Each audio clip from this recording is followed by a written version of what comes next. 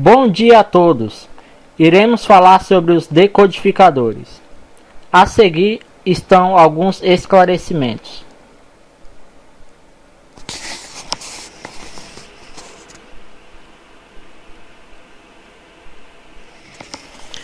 O objetivo desse vídeo é apresentar uma introdução aos conceitos de decodificadores, mostrando a sua importância e destacando algumas aplicações.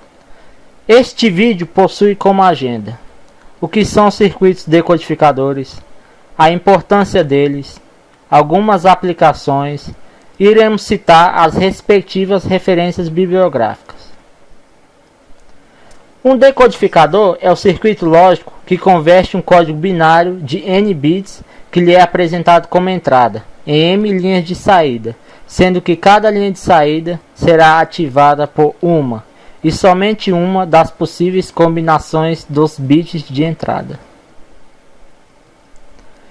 Em uma linguagem mais clara e específica, os decodificadores são circuitos lógicos que convertem informações de um código para outro. Os decodificadores são ferramentas importantes nos projetos digitais, pois são amplamente utilizados para selecionar memórias e realizar conversões de código. Por exemplo, binário para decimal e roteamento de dados. Para ver como um decodificador pode ser útil, imagine uma pequena memória que consiste em 8 chips, cada um contendo 1 MB. O chip 0 tem endereço de 0 a 1 MB. O chip 1 tem endereço de 1 MB a 2 MB, e assim por diante. Quando o endereço é apresentado à memória, os bits de ordem alta são usados para selecionar um dos 8 chips. Quando o endereço é apresentado à memória, 3 bits de ordem alta são usados para selecionar um dos 8 chips. Usando o circuito da figura 2, esses 3 bits são as 3 entradas, A, B e C. Dependendo das entradas, exatamente uma das 8 linhas de saída. D0 até D7 é 1. O resto é 0. Cada linha de saída habilita um dos 8 chips de memória. Como somente uma linha de saída é colocada em 1, somente um chip é habilitado. A operação do circuito da figura 2 é direta. Cada porta enche tem 3 entradas, das quais a primeira é A ou A barrado. A segunda é B ou B barrado.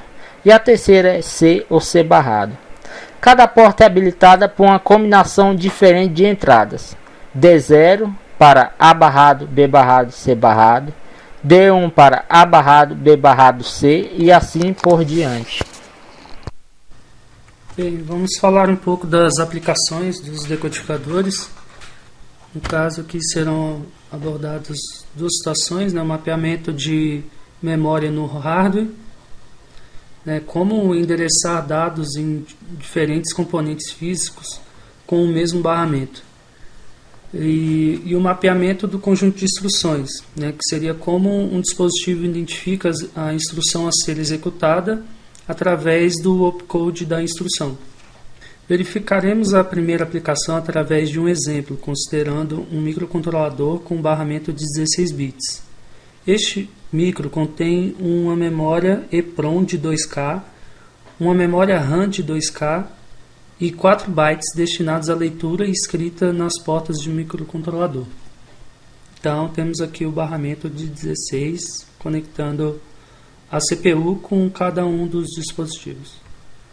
Representaremos cada linha do barramento com a letra A e a respectiva posição que ocupa na palavra binária, ou seja, teremos um barramento de A0 a A15.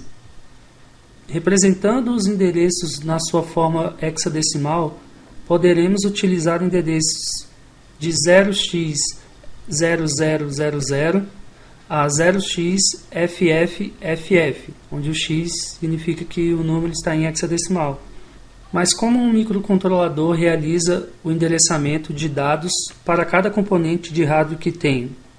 Por exemplo, escrever um valor, que seria uma sequência de bits, no endereço 0x22FF, onde que essa informação vai ser gravada? Na RAM, na EEPROM ou nas portas do micro? Quando se define os componentes existentes em um micro, também é definido em qual região do espaço de memória eles estão. Assim, se define o mapeamento de memória de um microcontrolador. Para este exemplo, escolheu-se a seguinte localização das memórias e portas. Essa escolha parece aleatória, pois eu poderia colocá-los lado a lado, mas mais à frente veremos o porquê dessa escolha. Da forma como está apresentado, se eu utilizar meu set de instruções para carregar um dado na memória 0x0000, saberei que estou armazenando na memória EPROM. O mesmo ocorre para todos os endereços até 0x0800, formando os 2K de memória EPROM disponível. Da mesma forma, armazena-se dados na RAM utilizando os endereços de 0x8000 a 0x8800. Para escrever ou ler dados na porta de I/O, serão utilizados os endereços de 0xFFFC a 0xFFFF. Analisando os bits dos endereços de cada componente, é possível verificar que qualquer endereço da EPROM tem os bits de A11 a A15 iguais a 0.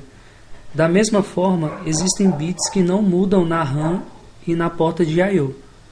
Essa característica é utilizada para definir o circuito de decodificação que será utilizado para acessar estes dispositivos.